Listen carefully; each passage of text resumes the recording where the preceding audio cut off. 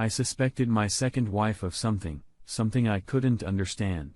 You know, the feeling when something is wrong, but you can't quite put your finger on what it might be.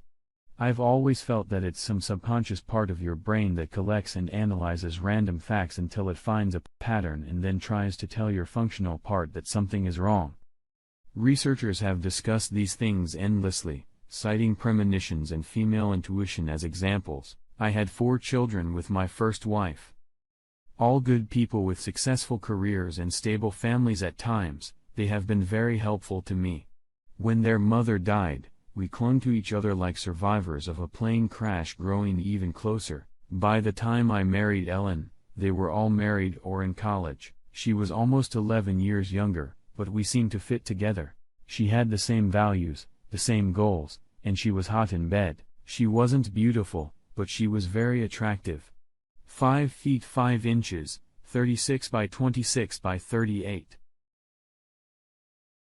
She was very well built, smoky eyes, so brown they seemed almost black, and a mane of brown hair falling down to her shoulders. She exercised with redoubled vigor and loved compliments. My children accepted her, made an effort to get along, but never really bonded. But they were all adults, and if they didn't love her, they didn't hate her. And as long as I was happy, they were happy. We'd been married about 6 years when I got that itch, that prickly feeling that something wasn't right. I was 55 at the time. She was 46. I caught her in a few little lies, nothing serious until you put them all together. Eventually, I couldn't shake off the anxiety and went to see the older woman. Melody was an attractive woman of about 35, with a husband who was an accountant and 2 girls who liked to see their grandfather. She looked like an accountant too.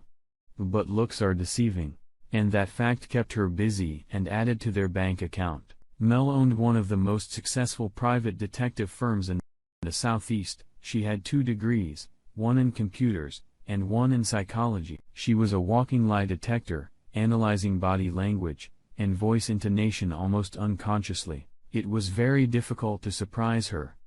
She had 5 offices and she had as many techno-geeks as detectives. One of her tricks was to hire older ex-cops, both men and women, and young geeky kids, who would notice a geek with a laptop or a grandmother out for her morning walk. Not much judging by her bank account. I gave her money to start her business, part of the insurance money I got after her mother died. She tried several times to pay me back, but gave up when I threatened that I would never attend another family function with her again if she didn't give it up.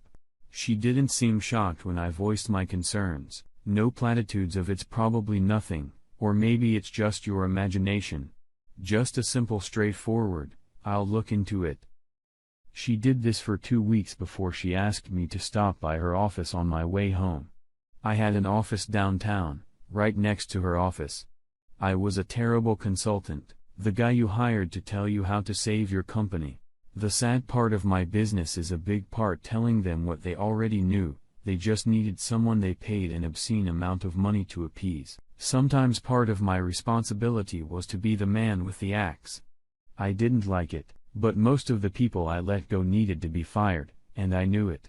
Others were completely surprised. She tossed the folder on the desk when I walked in. Our neighbor, a 34-year-old, married, father of 2. He was unemployed and spent his time while his wife worked and his children were in school, relieving tensions with my wife by holding all sorts of positions in all sorts of places. Pictures of him and her on my couch, the washing machine, our dining room table, his chair, his backyard, even one of him kneeling in front of the baby swing, while my darling wife sits on the swing, rocking back and forth on his cock. Damn, what did he have against beds?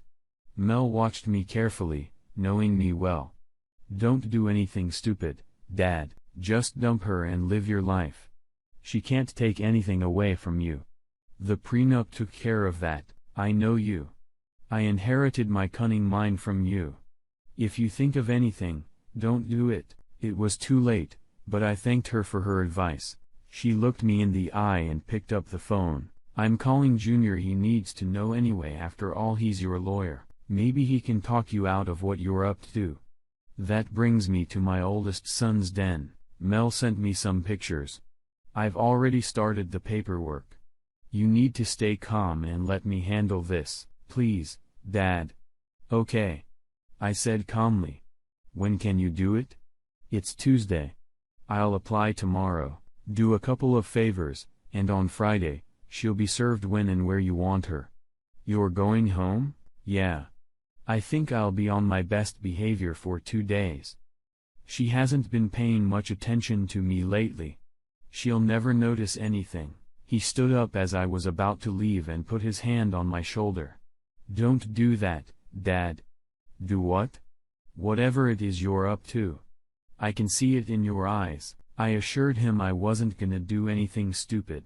I found out later that I wasn't in the car before he called his friend, one of the most successful defense attorneys in the state.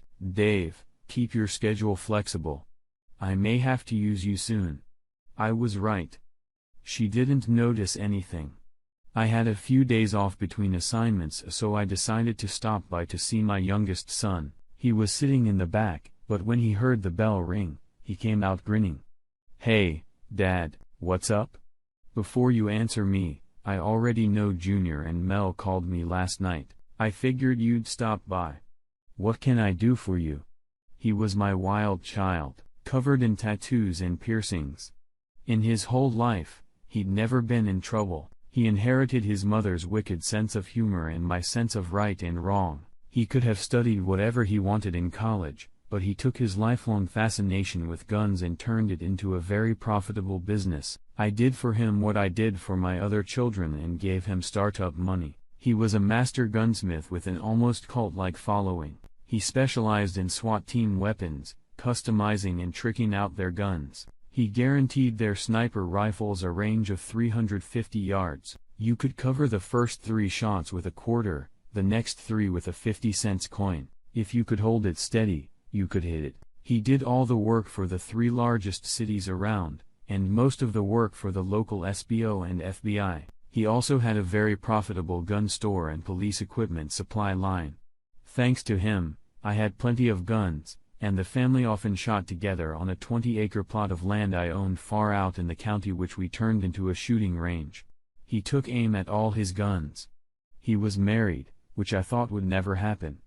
She owned her own tattoo parlor, was very talented, and her work was regularly featured in magazines. It was love at first sight.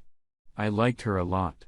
I picked up a few new items he showed me, never knowing when they might come in handy. On the way home, I got a call from my youngest daughter, a nurse practitioner and partner in her office. I heard, Dad. Is everything okay with you? Do you need anything? You're not going to do something stupid, are you? I smiled. I could see her frowning over the phone, her reading glasses perched on her nose. Don't worry, babe. You think I'm going to screw up and miss the birth of my new grandson? Not a chance in hell. I could use a few sleeping pills. I haven't been able to sleep the last few days. I got the prescription from her right after her mother died. I couldn't sleep from grief. It didn't take me long to get them. They were very strong. Over the years, especially if I was working with a business that I knew wasn't going to work out, I was stressed out. She would only prescribe medication for a week, sometimes just giving me samples. After giving me another warning, she promised to call the pharmacy to fill the prescription. Thursday night, I sat down to a nice dinner with my wife. We had a pleasant conversation. If I didn't already know better, it would have been hard to believe what she was doing. I opened a bottle of wine from a local vineyard that I knew she loved. I'd picked it up that afternoon. I poured her a glass as we relaxed after our meal. I didn't like wine, and she knew that well, so she wasn't surprised when I opened a beer. When her glass was empty, I poured her another and took another beer. About halfway through the second glass, she nodded. I took the glass from her hands. You look sleepy, honey. Why don't you lie down on the couch and relax? I'll put on some music and clean up the kitchen. She mumbled something like, thank you, and snored. I cleaned up the kitchen and made 2 phone calls. Now was all that was said in the first one. The second one took a little longer. Sandy, how are you? I'm good. Has Barry found a job yet? Well, I might have something for him. I'm meeting this guy at his plant to observe his capabilities on the second shift. Why don't he come and ride along with me? He really needs a night operations manager. Salary's in the 40s, you think he'd be interested? Great. Have him here in about 30 minutes. I made a mental note to dump the phone as soon as possible and went outside to wait. I had a mid-90s GMC truck that I hardly ever drove. It came with a thin awning, which I immediately removed. What good is a truck if you can't use it to haul stuff? Earlier that day, I put it back on. A few minutes later, Barry came over. He thanked me for my help, told me how much he liked my wife and me. Not a problem, Barry. What are neighbors for? Before we go, could you see if I got the bolts on this thing, right? My car is in the store and she hates it when I drive her car. I'd hate for this thing to fly off when we hit the road. I raised the trunk lid and lowered the trunk lid. He leaned over to check the bolts when I hit him with the stun gun. He shuddered, let out a sigh and went out like a light. I pushed him inside, closed the back door, and lid, and got out. I drove for about 5 minutes before turning off to a secluded spot. He was just coming to when I hit him again, this time taking the opportunity to cuff his hands and shackle his feet. I drove to our firing range. It took about 30 minutes, 10 minutes on a dirt road so desolate it looked like a goat trail. I must have been going too fast, bumped a little hard with a few jolts. Must have been my anger. I unlocked the gate and drove inside.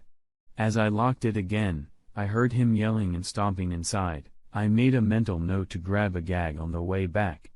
I popped out to the firing range. Damn. I never realized how rough the road was. But then again, I'd never driven that fast before. He started screaming as soon as I opened the back door.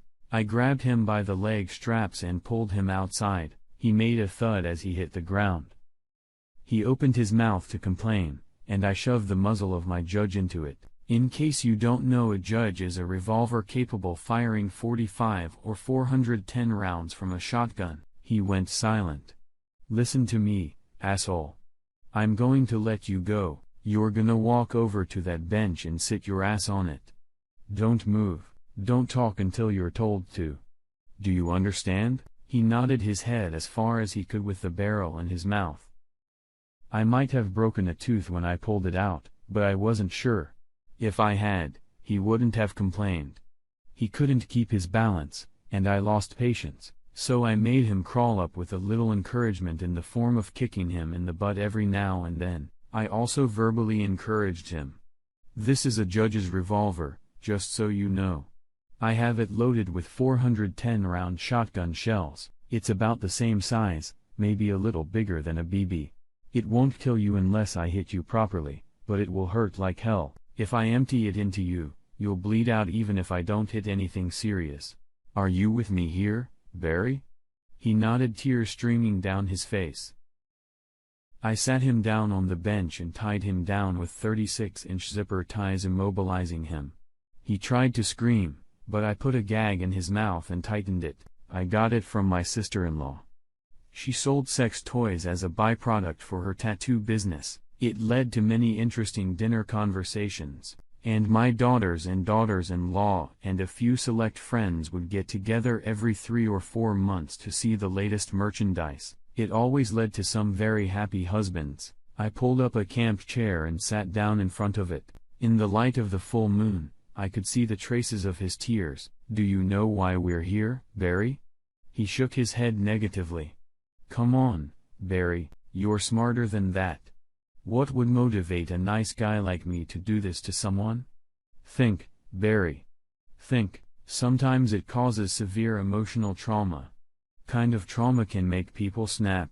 Death of a child, loss of a job, abandonment? Oh, I get it. What about infidelity? Many men have been driven to extremes by their wife betraying them. Many seek revenge, pain, and sorrow for all involved. And the collateral damage, the divorce, the loss of children, it all gets uglier and uglier. Isn't that right, Barry? Any comment? Really? None. I stopped and laughed. Oops. Silly me. Let me help you. I ripped the gag off, taking off a bit of his scalp. There, now we can talk like civilized people. Your turn, Barry. I've monopolized the conversation enough, haven't I? Talk, asshole. I practically yelled at him one last time. He was sobbing. I'm so sorry, but she came up to me and a slap sounded in the night. Did it matter who came to the other? Her coming into the world, did it make her less married? Did it make you? Either of you could have done the right thing and walked away, but you didn't, did you? Do you think what I'm putting you through is worth some married old pussy? He cried almost incoherently. I shined the flashlight into his eyes. This is what got you, Barry. It's a fully functioning flashlight with a built-in paralyzer. You just push it hard at someone and the prongs come out and pop. Stings like a bitch. At least that's what I heard. It was given to me by my youngest son. I stood up and walked around him checking his slings. I stopped in front of him and took my bag off the seat of the truck. I've got some toys for us, Barry. This is going to be fun, isn't it? Look at this. I pulled out a pair of heavy scissors and flicked them in his direction a few times.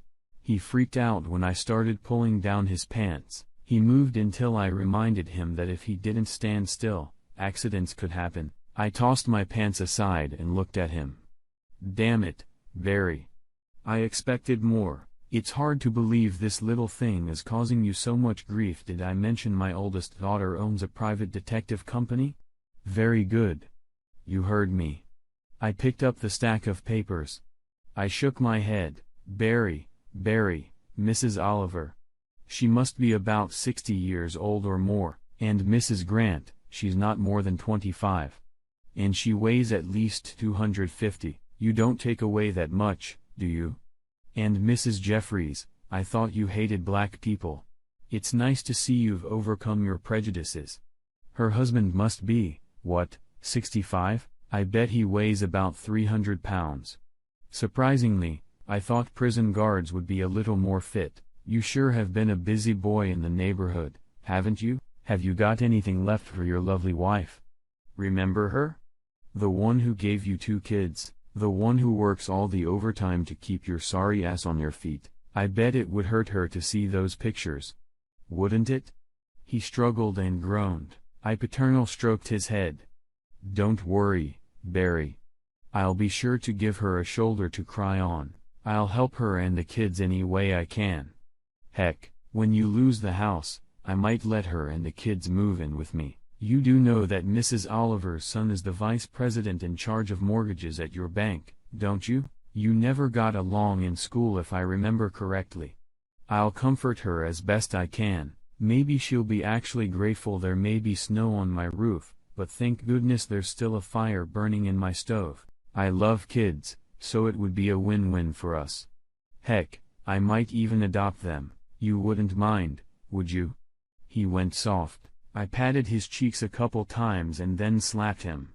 He recoiled. Good. I was afraid you'd take a nap. Don't relax. We've got a lot to do. I'm going to give you some options, Barry. I want you to think about them carefully. When I'm done, I'll give you a minute to decide. But Barry, I want a decision before we leave. Okay, all right. I reached into my bag and pulled out something with handles like pliers, but with 3 prongs on the front. Can you guess what it is? It's a bull bander. It's a castration device. You take one of these. I picked up a 1/2-inch wide rubber band that was only about 1 inch around. And put it on like this. I put the tape over the 3 prongs and squeezed the handle.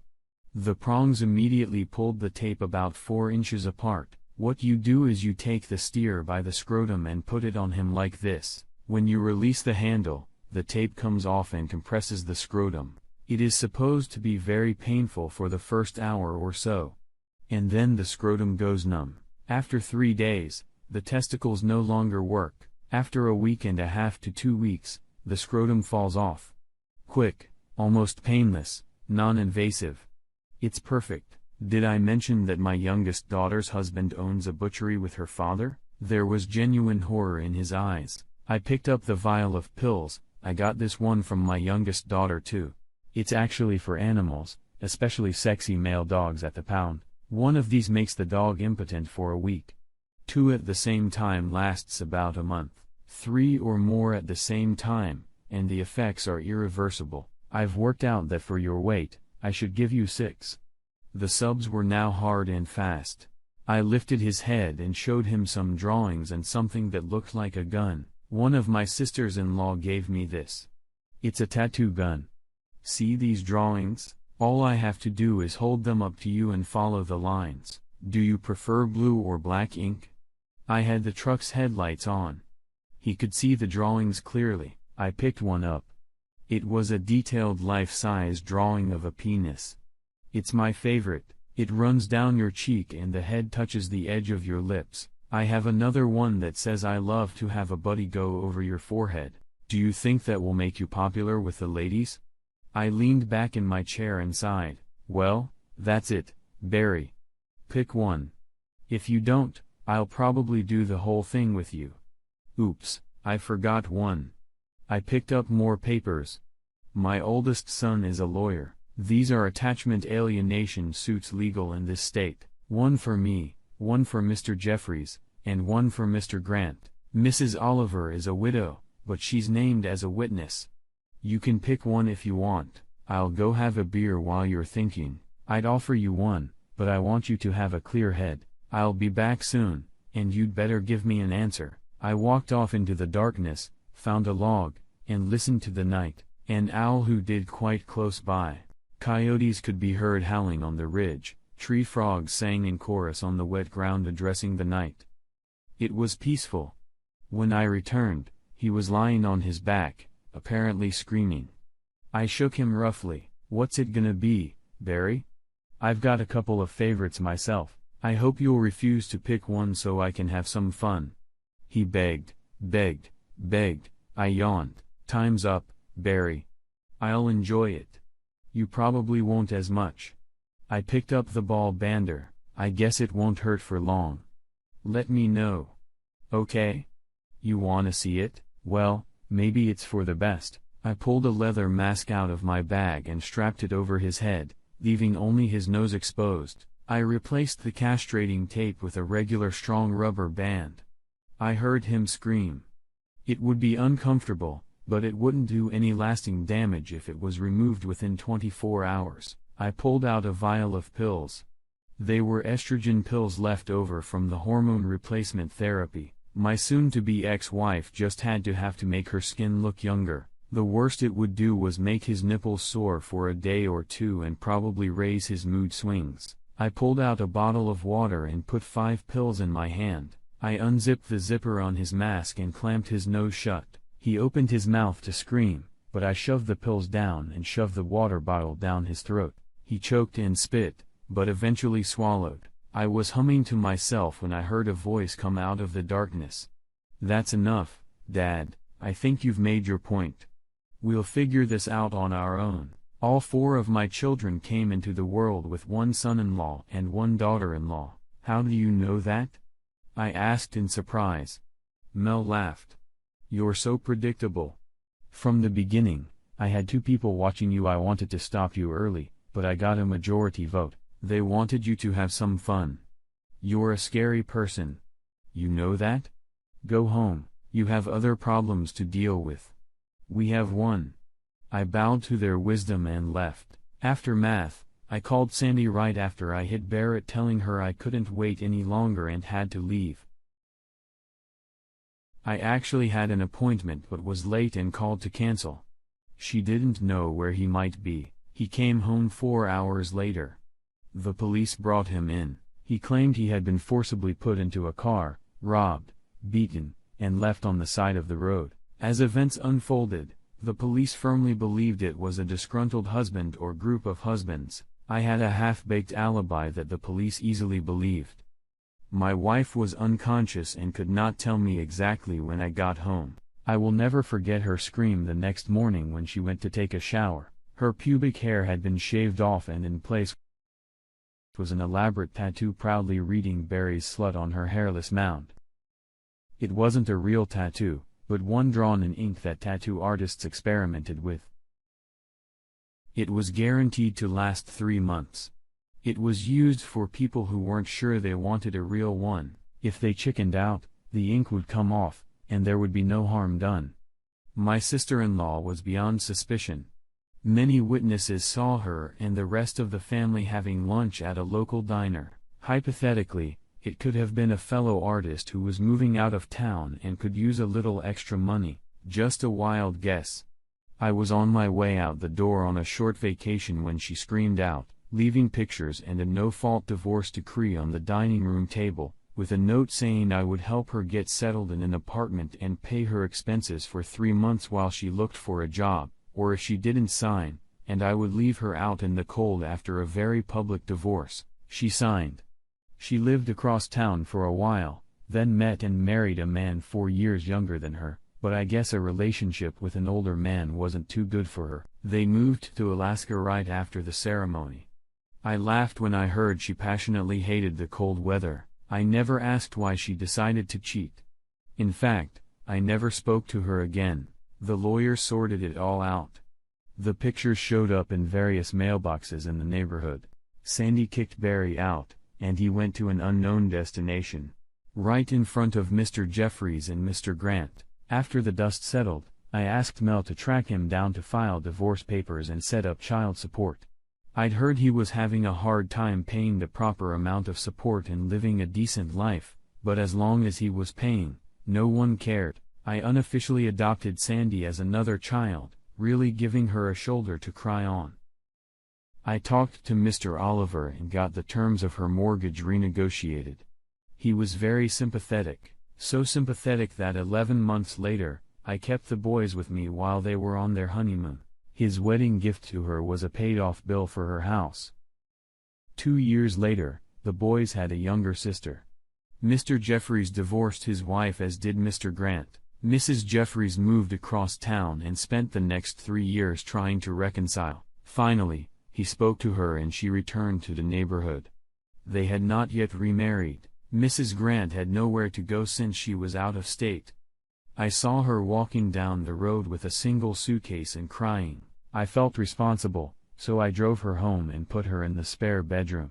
She took over my household, keeping it clean. Turns out she had a good head for business, so now she also manages the home office. I bought us a gym membership, and while I was lifting, she lost over 100 pounds in weight. She became very attractive. Men crowded around her until she made it clear that she didn't need another partner. The one she had was fine. After she lost the first 50 pounds, she surprised me by waking me up in the middle of the night, bouncing on my bed. "I think this will pass," she said. "What the hell are you talking about?" It took me a second to realize she was naked.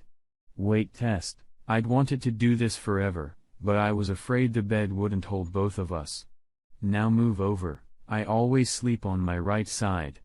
She still does. My kids thought it was a riot when she announced at Thanksgiving dinner that we were going to start a family. I tried to talk her out of it, but she said I was about 6 weeks too late. I did the right thing and married her. All 4 of my children had long conversations with her about my views on fidelity. I think it may have scared her. Turns out her husband was cheating on her, and she was doing it purely out of revenge. Unfortunately, thanks to me, he had proof and she didn't. Our daughter was born about 3 days before my 5th grandchild. My 58th birthday was 10 days away. I realized I would be 80 when she graduated from college. The kids had recently thrown a Halloween party and insisted we come. It was a horror-themed affair. I had a fake axe and a hockey mask. My beautiful wife dressed as Elvira, and she had the body for it. The only thing scary was how sexy she was. My sister-in-law, the tattoo artist, was wearing a tea-suit and carrying a briefcase. The other kids wanted to know who she was. "I am my father-in-law. He's the scariest man I've ever met." She said she won first prize for her costume.